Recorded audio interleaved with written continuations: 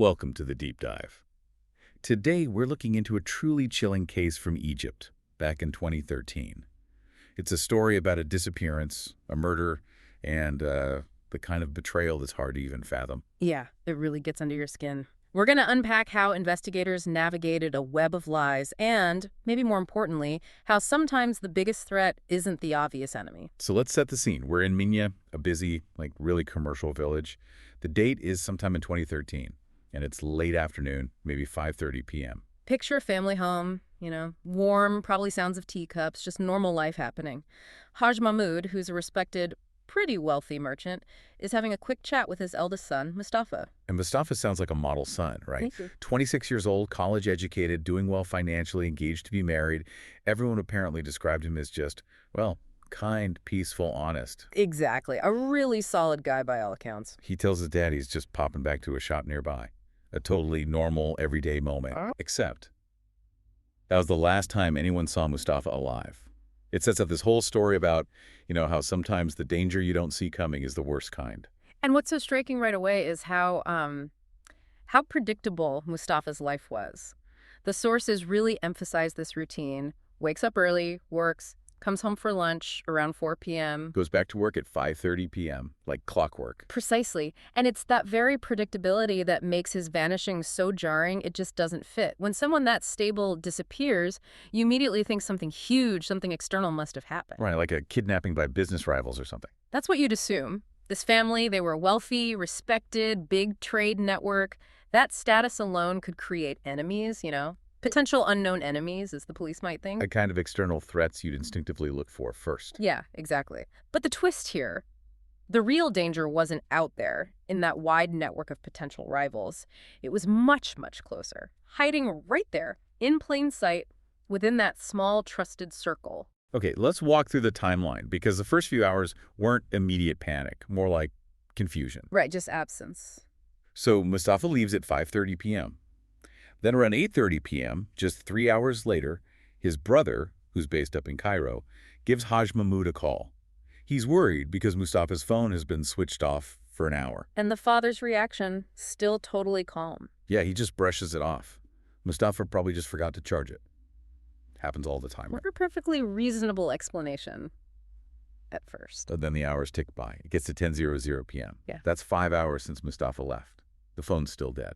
And that's when Haj Mahmoud makes the call to the shop. Only to find out Mustafa never even got there. And that's the trigger point. The moment that initial dismissal turns into real fear, suddenly family, neighbors, other merchants, they all just pour out into the area, searching. Searching everywhere. But there's nothing. No witnesses, no struggle, no sign of anything unusual. He just disappeared. Between his front door and his shop, which were apparently quite close. Utterly vanished. So, after the required waiting period passes, they file the official missing person report. Police get involved and start gathering information. And everything they find just backs up what the family's saying. Mustafa was a peaceful guy, no known enemies, no major conflicts, not even small business arguments that hadn't been sorted out quickly, no debts, nothing. It was like a complete void. No leads, no motive apparent, just gone. Until the first little crack appeared in that vacuum. The first anomaly. Ah, okay. This is where it starts to shift, right? Definitely. A relative comes forward. They tell the police they got a weird phone call from Mustafa himself. Around 7:00 p.m. that evening. Wait, 7:00 p.m.? That's an hour and a half after he supposedly left for the shop he never reached. Exactly. And Mustafa on this call apparently said he was fine, he was in a car, driving to some appointment, and he mentioned he was with 3 other people. Okay. Who were they? Well, he apparently mentioned one name specifically, a crucial name. His lifelong best friend, Muhammad Allah. His best friend. Wow. Muhammad Allah. 25 years old, also from a wealthy background, educated, lives nearby. Mustafa's closest friend, by all accounts. So naturally, the police bring him in straight away. And how did he react? He played the part perfectly, visibly shocked, concerned, couldn't believe Mustafa was missing. Okay, so what's his story? Did he confirm being with Mustafa at 7 p.m.? Not quite. He puts a twist on it. He tells police, yes, he did see Mustafa, but only briefly, just bumped into him on the street earlier. Earlier than 7 p.m. Apparently. And he confirms Mustafa was with other people. He described them as merchants from another governorate, people Muhammad Allah didn't know. Mustafa supposedly introduced them briefly. And then? Then Muhammad Allah claims he went his own way. completely separate plans. And here's the key thing. He provides proof, verified proof of where he was during that crucial time period, a solid alibi. So he has an alibi, claims he only saw Mustafa briefly with strangers. And, crucially, this is where trust really clouds the investigation. The police didn't just look at the alibi. Haj Mahmud, Mustafa's own father, vouched for Muhammad Allah passionately. He told the police how incredibly close the two friends were, like brothers. So the father's trust basically acted as character witness. You could say it acted almost like official clearance. The police, hearing the strong endorsement from the victim's father, combined with the alibi. While they initially cleared Muhammad Allah, it wasn't really a failure of evidence at that point. It was more about, well, social dynamics and trust overriding suspicion. And clearing him, even temporarily, must have given him room to maneuver. Oh, absolutely. Because with the initial focus off him, the real deception could begin. On day 3, the first major red herring appears, designed specifically to muddy the waters. Let me guess. The ransom call. Bingo. An unknown number calls Haj Mahmud. The demand, 1 million Egyptian pounds. Now, you have to understand, back then, that was a massive, massive sum locally. Huge money. Okay, so kidnapping for ransom. That seems like a straightforward, if awful, motive. It does. And the call adds another layer of complexity. It's traced to Sohag, which is quite far south of Minya. Then the number goes dead immediately after the call. So it points towards professional kidnappers, maybe operating from a distance. Exactly. It shifts the whole focus of the investigation towards organized crime away from the local scene. But the deliberate confusion didn't end there. It got even more twisted. How so? About a week after that first ransom call, something else happens. The girlfriend twist. A girlfriend. I thought Mustafa was engaged. He was, which is why this was so damaging. A woman calls Haj Mahmud. She claims she was secretly involved with Mustafa and that she was actually with him until 11:00 p.m. on the night he disappeared. Whoa. What does she say happened? She implies the disappearance is somehow related to their secret affair. Maybe revenge from a rival lover or jealousy. Yeah. Something scandalous. It's incredibly damaging, especially given his reputation. Devastating. That single phone call achieved 2 things instantly. 1, it threw the investigation into chaos again. Is it kidnapping for money, or is it a crime of passion? 2, it fueled vicious local rumors about Mustafa's character, painting him as deceitful despite everything known about him. It sounds like a calculated smear campaign. Absolutely. It was character assassination used as a tactical weapon to misdirect the police and poison the community's perception of the victim. And meanwhile, the ransom calls continued. Did they let the father speak to Mustafa? That's another crucial detail. There were subsequent calls, and the ransom actually dropped slightly, down to 850,000 EGP. Haj Mahmud agreed to pay, but he had one condition. Let me hear my son's voice first, just to know he's lying. And the kidnappers. They refused, Yeah. flat out. They were running this elaborate negotiation, but wouldn't provide the one piece of proof that mattered. That refusal should have been a massive red flag, you know. Why negotiate if you can't prove you have the hostage? While all this chaos is unfolding the ransom, the girlfriend rumors, what about Muhammad Allah, the best friend? He's still very much in the picture. He keeps visiting the family home, playing the role of the supportive, grieving friend, consoling Haj Mahmud, spending time with Mustafa's brother, putting on a performance. But you said something felt off? His performance started to become, well, almost too intense. He wasn't just offering comfort. He began actively pushing specific narratives about what might have happened to Mustafa, and they were strange narratives. Strange how? He kept insisting, repeatedly hammering home these ideas that, 1, Mustafa must have had secret illicit relationships with women, tying into that girlfriend call, or 2, that Mustafa was secretly involved in something dangerous, like dealing in illegal antiquities or smuggling, maybe with criminals up in the mountains or in distant areas, and they kidnapped him over a deal gone bad. Wait a minute. Why push those specific stories, especially the illegal stuff? That contradicts everything known about Mustafa. Exactly. That's what started to raise eyebrows, especially with Mustafa's brother. Why was Muhammad Allah so fixated on these scandalous, unlikely theories? It wasn't just suggesting possibilities. It felt like he was trying to convince everyone that Mustafa deserved what happened, or at least wasn't the innocent man everyone thought he was. So he wasn't just deflecting blame. He was actively trying to rewrite Mustafa's character. Precisely. He was trying to make the crime seem logical, to fit Mustafa into the profile of someone who would get mixed up in dangerous business or secret affairs. If he could change the perception of the victim, maybe the crime itself would seem less inexplicable. Did Mustafa's brother say anything? He did. He expressed real unease to the investigators about Muhammad Allah's obsessive focus on these theories. They just didn't match the brother he knew, and thankfully the police listened. So the investigation started looking closer at these claims. Yes, and they confirmed the brother's gut feeling. They dug deep and found absolutely no evidence that Mustafa had any problematic relationships with women or any serious trade conflicts, let alone involvement in antiquities smuggling. Nothing. Which means? Which means Muhammad Allah was the only person aggressively pushing a story that all the evidence contradicted. Suddenly, he wasn't just a grieving friend, he was an anomaly. So the spotlight swings back onto him. What did they find when they really started digging into Muhammad Allah himself? This is where it gets truly chilling. They did a deep dive into his life, and you won't believe what they found. What? The very things he was accusing Mustafa of, the questionable relationships with women, the connections to criminals and shady characters, they were true, but not about Mustafa. They were true about Muhammad Allah himself. No way. He was projecting his own life onto Mustafa. It seems that way. Projecting his own darkness onto his victim, perhaps to normalize it in his own mind, or just to further confuse things. But the real nail in the coffin, the thing that blew the case wide open, was technology. The phones. So specifically, the phone used by that girlfriend who called Haj Mahmoud with the fake story. What about it? Investigators managed to trace that burner phone number, and they checked its call history. In the week before, that woman called Mustafa's father. That phone number had called Muhammad Allah's personal phone. How many times? Once or twice? 53 times. 53. 53 calls between the girlfriend's burner phone and the best friend's phone in the week leading up to that rumor-spreading call. There was no doubt left. She was hired. The whole thing was a deliberate smokescreen orchestrated by Muhammad Allah. That's just meticulous evil. Unbelievable. But why? If he was also wealthy, was it really just about the ransom money? That's the question, isn't it?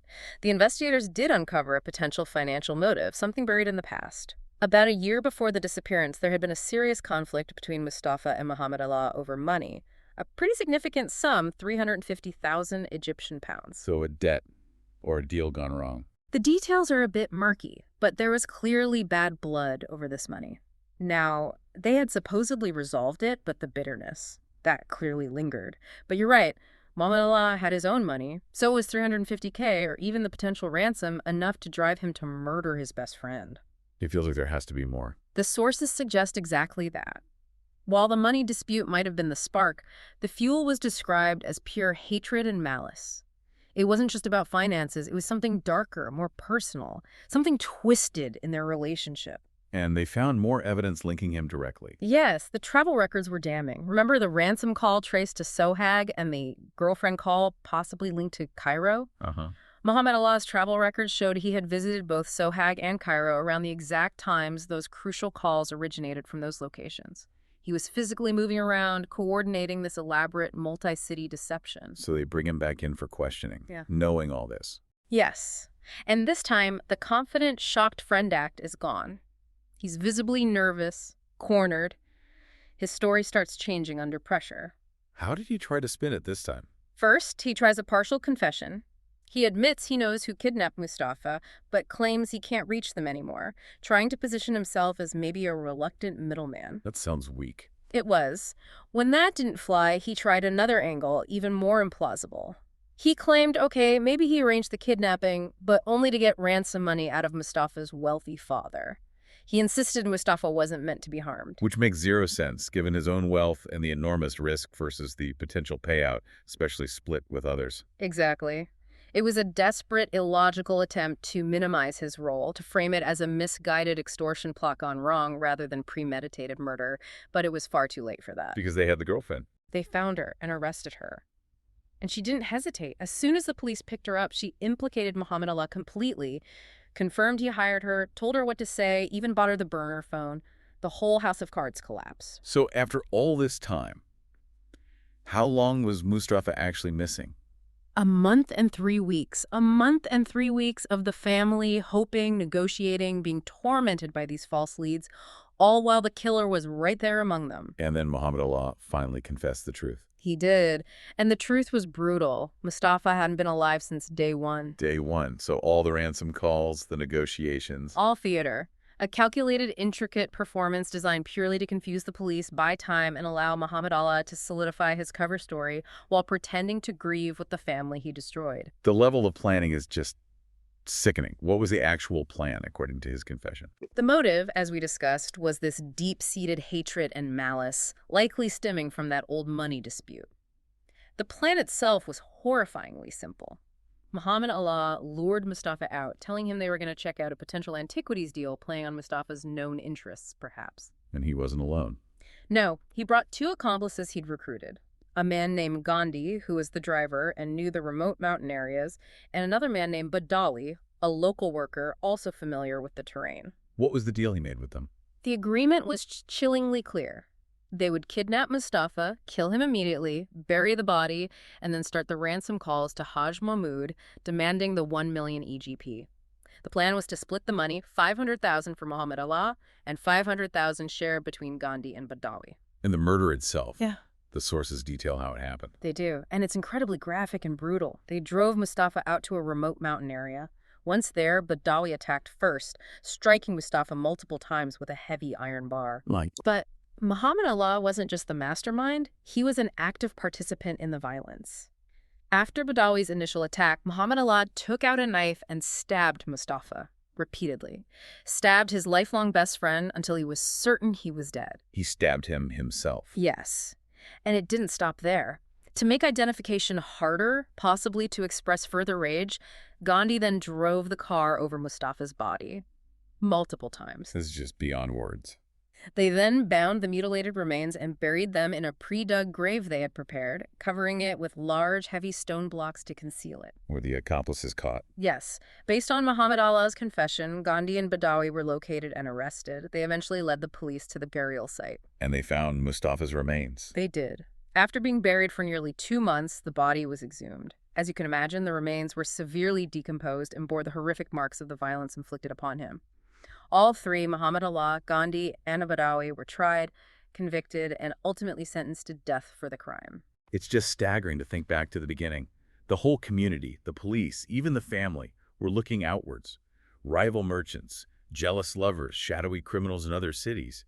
Those were the theories. Exactly. All the noise, the ransom calls from Sohag, the Cairo girlfriend, the rumors successfully drew everyone's attention away from the real threat. And the real threat was the person sitting right there with them, weeping, comforting them, actively feeding them lies.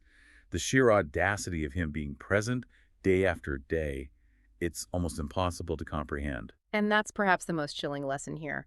This case is a stark example of how easily we can be misled by sensational external data points, the dramatic phone calls, the mysterious strangers. Our attention gets pulled towards the noise. While ignoring the quieter signals closer to home. Precisely. The truly significant data points, the ones that actually pointed towards the truth, were the actions and inconsistencies of Muhammad Allah himself. His strange insistence on those false narratives, the stories that just didn't fit Mustafa's character, his convenient alibi coupled with his odd behavior. But those signals were masked by trust. Completely masked. The shield of familiarity, of lifelong friendship, of the father's own vouching it, made those contradictory signals seem ignorable or just weird quirks of grief, rather than evidence of profound deception. Investigators and the family trusted the relationship over the contradictory data. So it really forces you to think, doesn't it? Yeah. If absolute trust can provide such a perfect hiding place for absolute malice. It leads to a really difficult question for all of us, I think. When you're faced with a crisis, with conflicting information, maybe sensational distractions pulling your focus everywhere, how do you train yourself to see past the noise? How do you learn to spot and maybe even prioritize those quiet, unsettling contradictions that might be coming from the most familiar, most trusted source right beside you? Trusting the data, not just the history, when things don't add up. It's a hard lesson, but sometimes maybe the most important one.